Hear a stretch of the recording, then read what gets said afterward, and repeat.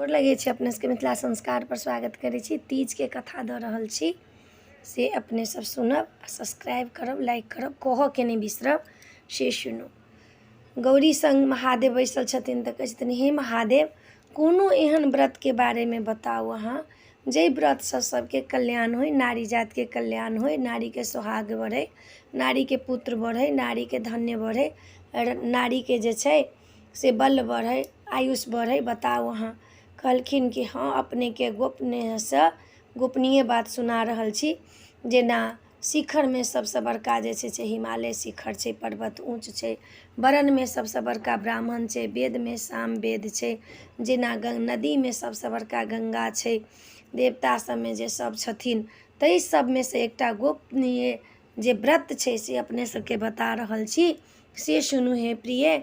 हथनी नक्षत्र के तृतीया तिथि के शुक्ल पक्ष तृतीया भादव मास के तृतीया पक्ष भादव मास के हथनी नक्षत्र के तृतीया होइ छै। एहिसँ पहिले 1 महीना पहिले जे भेल छला से यहाँ के हरियाली तीज छला जे अपने सब तृतीया कहै छियै। हरियाली तीज ओकरा लोग एहिठमन मनबै छै, अपना सब तृतीया मनबै छी, सब उहे मनबै छै। आ ई जे महीना दिन वाला से कजरी तीज ये। ई तीज जे छै से गोपनीय छै। ई जे व्रत करैया खाली व्रत के संकल्प कर लैया तैसे एकरा अश्वमेध यज्ञ केला के फल भेटै छै। से ई व्रत बड़ प्रभावशाली छै आ बड़ प्रिय हमर ई व्रत ये। जे ई व्रत के मंदिर बना कऽ, केरा के थम लगा कऽ, चारों तरफ मंडप बना कऽ, रंगोली बना कऽ, ओहि में सजा कऽ, हमरा बालू के पिंडी बना कऽ, अहाँ के हमर दुनू के पिंडी बना कऽ, गौरी के आ महादेव के बना कऽ जे पूजा करिया, पंडित के बजा कऽ बैसा कऽ जे कथा सुनैया, ई सब चीज से आगा बढ़ल रहत, हुनकर सुहाग रहत बढ़ल, हुनकर पुत्र धन धान बढ़ल रहत। ई बहुत बड़का व्रत ये। एहि दिन लोग के करऽ के चाहे निराहार व्रत 24 घंटा के। माता पार्वती कहै छथिन कि अपने के हम कोना आधा आसन के मालकिनी बनि गेलहुँ, अर्धांगिनी। कहलखिन अहूँ से पूर्व जन्म में छी, हिमालय के बेटी रही अहाँ पार्वती। अहाँ के तपस्या देख कऽ 12 वर्ष तक अहाँ तपस्या केलहुँ। अहाँ पानि में तपस्या केलहुँ माघ महीना में, बरसात में अहाँ ओहिना बैस कऽ बाहर में तपस्या केलहुँ, गर्मी महीना में चारों तरफ धुनी जोड़ि कऽ सूर्य मुँहे घूमि कऽ तपस्या केलहुँ। अहाँ जाड़ महीना में माघ महीना में पानि में पैस कऽ तपस्या केलहुँ, निराहार तपस्या केलहुँ, पात खा कऽ तपस्या केलहुँ, बड़का बड़का जटा भऽ गेल। ई तपस्या सब जे देखलथि अहाँ के हिमालय बाबूजी तऽ कहै छथिन बाप रे हमर बेटी तऽ एते तपस्वी है, एकरा ला कोन बर ताकब।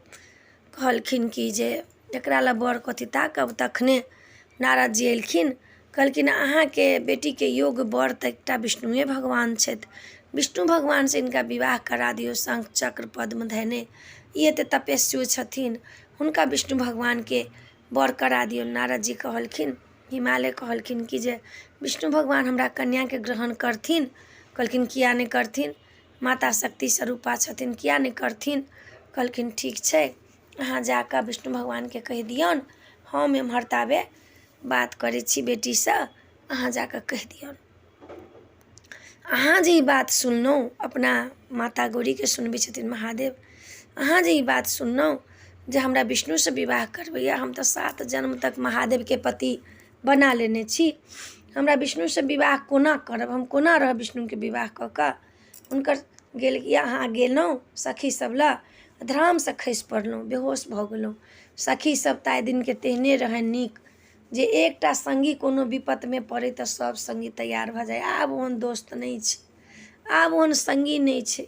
4000 5000 में एकटा ओहन दोस्त भेटल जे जान दे वाला तैयार रहत, दुख सुख के साथी रहत, धनिक अमीर नहीं देखत। आब के तो स्वार्थी दुनिया छै, स्वार्थी दोस्त छै, स्वार्थी बात छै। स्वार्थी है जहाँ स्वार्थ रहत तहीं दोस्ती करत, स्वार्थ खत्म दोस्ती खत्म। चाहे अहाँ लव करू या प्यार करू या दोस्ती करू, अब इहे छैहे रहि गेल। कलयुग की करबै, कलयुग के प्रभाव छै, हम अहाँ की करबै। जेहन समय छै तेहन लोक पीठ करै छै, लेकिन दोस्त पर लोक माय बाप से बेसी विश्वास करै छलै। गेलखिन माता पार्वती कहला, सब बात सुनेलखिन जे एना एना हम महादेवके पति मानै छी 7 जन्मसँ, हमर पिताजी जे छथि से विष्णु भगवानसँ विवाह करऽ चाहै छथि। कहलखिन आब एहिमे की करब, चलू घरसँ भागि जाइ छी, अहाँके लऽ कऽ चलै छी पहाड़मे जङ्गलमे, अहाँके पिताजी बुझत जे बाघ सिंह खा गेलै, जङ्गलमे चलू। ई बात सुनलखिन हँ गौरी, चुपे चुपे चलि गेलखिन ओहिठमनसँ। आब हिमालय तकै छथिन जे हमर बेटी कतऽ गेल, बेटी कतऽ गेल। आब सबतरि हिमालय ताकि रहल छथिन आ बेटी तऽ कतहु छने नहि। सङ्गी सब हरण कऽ कऽ हुनका बेटीके लऽ गेलनि जङ्गलमे। शिखर पर्वत, शिखर वन छलैया, वनसँ पूरा फलसँ लादल, पूरा ओहिठमन जाकऽ एकेटा घाटपर सिंहो पानि पीबै छलै, एकेटा पर गायो पानि पीबै छलै, ओहिठमन पूरा वनमे फल लादल। ओहि वनमे माता गौरी जे छथिन से चलि गेलखिन। एम्हर जे छथिन हिमालय आ वायुके जेना हवा चलै छै तेना हुनकर शरीर हिलऽ लगलनि, काँपऽ लगलनि, जेहन सुन्दर हमर बेटी, एहन कुमर बेटी, हमरा बेटीके बाघ सिंह खा गेल, के खा गेल। धड़ामसँ धरतीपर खसलखिन। लोकसभ हुनका पुछलखिन की भेल। कहलखिन हमरा बेटीके के हरि कऽ लऽ गेल, कोन दैव दानव के लऽ गेल, के बाघ सिंह लऽ गेल हमरा बेटीके हरि कऽ। कतऽ ताकू अपना बेटीके, कतऽ ताकू अपना बेटीके। सब हुनका पानि तानि देलकनि हँ, हुनका मुँहपर पानि देलखिन जे आब हम विष्णु भगवानके की जवाब देबनि। उम्हर नारद जी विष्णु भगवानके गेलखिन हँ कहला जे अपनेके विवाह हम ठीक कऽ देलहुँ हिमालयके बेटीसँ, माता पार्वतीसँ, अपने आप विवाहके लेल तैयार रहब कहि कऽ। विष्णु भगवान तऽ बुझिते रहथिन। एम्हर जे छथिन माता गौरी जे छथिन, ओही नक्षत्रमे, ओही तिथिके, तृतीया तिथिके बालूके पिण्डी बना कऽ आराध्य करऽ लगलखिन। रातिमे जागरण कऽ लेलखिन, गीत गाबऽ लगलखिन सङ्गी सबके सङ्गे। ओहि गुफामे जाकऽ पूजा केलखिन, मनवांछित महादेवके आराध्य केलखिन। भरि राति आराधना करिते रहि गेलखिन। महादेव प्रसन्न भऽ गेलखिन। महादेव वर हुनका देलखिन जे हम अहाँके पति रूपमे आयब। महादेव एकदमसँ प्रसन्न भऽ गेलखिन। तखने सबेर भेलै, रातिमे जागरण केने रहथिन, जे छै चौठके तिथि अयलनि। नहा सोना कऽ बालूके पिण्डी भसा कऽ भसबैत जे रहथिन, हिमालय जे रहथिन से बौआ लगलखिन।